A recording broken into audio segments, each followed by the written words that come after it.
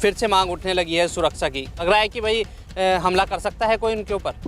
क्या आपको नहीं लगता कि राजस्थान में करणी सेना के राष्ट्रीय अध्यक्ष को घर में जाके गोली मार दी जाती है तो हमें छोड़ देगा कोई? लगातार भाजपा सरकार के नाक में जिन्होंने दम कर रखा है वो भीम आर्मी और राजा समाज पार्टी के लोग हैं। राष्ट्रीय अध्यक्ष साहब को गोली तक मारी गई, तब भी सुरक्षा नहीं मिली, तो प्रशासन क्या इंतजार कर रहा है? क्या किसी बड़ी अनहोनी का इंतजार कर रहा है प्रशासन? राजस्थान और मध्य प्रदेश में चंद्रशेखर हुंकार भरते नजर आए, लेकिन सीट हाथ नहीं लग पाई। और अभी शुरुआत हुई है, पहला चुनाव लड़े हैं, अगला चुनाव बहुमत के साथ जीत कर आएंगे। आरोप लगते रहिए कि जब से आज़ाद समाज पार्टी बनी है बसपा को खत्म करने का काम किया है। जिन्होंने ये आरोप लगाए हैं वे खुद जानते हैं कि कौन टक्कर पर है, कौन टक्कर पर नहीं है। भीम आर्मी और उससे बनी आज़ाद समाज पार्टी लगातार चर्चाओं में है। चंद्रशेखर का नाम हर किसी की जुबान पर है, युवा उनके साथ है। लेकिन बात एक और भी है कि जब उनके ऊपर हमला हुआ था आज तक भी उनको सुरक्षा नहीं दी गई, और दोबारा से भी कहीं ना कहीं जो आज़ाद समाज पार्टी है उनके पदाधिकारी कार्यकर्ता को शक है कि एक दोबारा से भी कहीं ना कहीं हमला हो सकता है। उसको लेकर आज एसएसपी से मिलने आए हैं, बात करते हैं। भाई नाम बताइए। इंजीनियर फरमान चौधरी। फरमान जी, अब फिर से मांग उठने लगी है सुरक्षा की। क्यों ऐसा लगने लगा है कि राजस्थान में भी उनको सुरक्षा की लग रहा है कि भाई हमला कर सकता है कोई उनके ऊपर? क्या आपको नहीं लगता कि राजस्थान में करणी सेना के राष्ट्रीय अध्यक्ष को घर में जाके गोली मार दी जाती है तो हमें छोड़ देगा कोई? क्या आपको नहीं लगता कि हमें सुरक्षा मिलनी चाहिए, हमारे राष्ट्रीय अध्यक्ष को सुरक्षा मिलनी चाहिए? देखिए, सुरक्षा की मांग पहले भी उठाई गई थी, पहले भी सुरक्षा नहीं दी गई, लेकिन ऐसा क्यों हो रहा है कि भाई सुरक्षा नहीं दी जा रही? कहीं ना कहीं देखो, जो राजनीति में सक्रियता है ना हम लोगों की, बहुजनों की बहुत कम रह गई।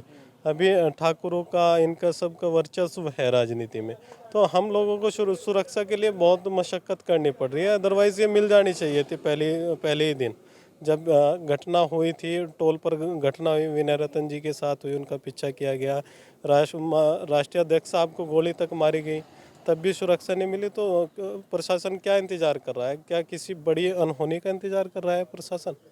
तो सुरक्षा देना इनका दायित्व था, तभी सुरक्षा देने का, लेकिन नहीं दी गई। तो इस पर तो इन्हीं के ऊपर सवाल खड़े होते हैं कि क्यों नहीं दी जा रही। अच्छा, बात करें राजस्थान के चुनाव में, आज़ाद समाज पार्टी ने वहाँ पर बहुत सारी भीड़ जुटाने का काम किया, लेकिन सीट हाथ नहीं लग पाई। क्या कारण है इसका? देखो, जो पहला प्रयास था, और मैं समझता हूँ कि पहला प्रयास हम लोगों का बहुत बेहतर रहा। जो कई सीटों पर हम दूसरे नंबर पर भी रहे, कई सीटों पर तीसरे नंबर पर रहे, तो बहुत बढ़िया प्रयास था। और फ्यूचर में जो लोग हमारे पे विश्वास नहीं जता पा रहे थे पहले, तो नेक्स्ट टाइम वो विश्वास जताएंगे और ये बहुमत में तब्दील होगा, सरकार बनाएंगे। नेक्स्ट टाइम जो है ना, राजस्थान में हमारी सरकार आएगी। जो ये रिजल्ट देखते हुए हमें ऐसा लग रहा है। जिलाध्यक्ष जी मौजूद है। जिलाध्यक्ष जी, आप क्या कहेंगे? अब सुरक्षा की फिर से मांग उठने लगी है। पहले जो सुरक्षा की मांग उठी थी उस पर भी कोई मांग नहीं पूरी हो पाई, और क्या लगता है क्यों सुरक्षा नहीं दी जा रही?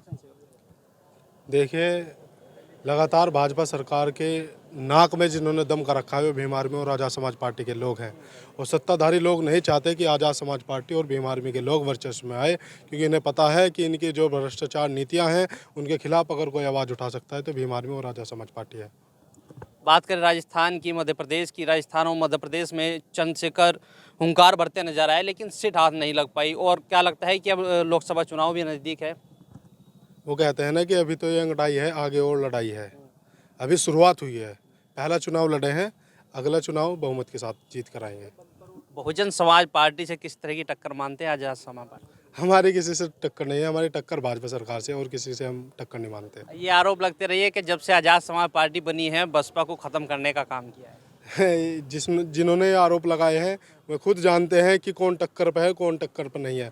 हमारी लड़ाई सत्ताधारी लोगों से है, हमारी लड़ाई भाजपा से है, उनकी विचारधारा से है, तो हमारी और किसी से लड़ाई नहीं है। एक छोटा सा और आरोप लग रहा है आज़ाद समाज पार्टी के ऊपर कि जो उनके साथ युवा है वो 18 साल से कम का है।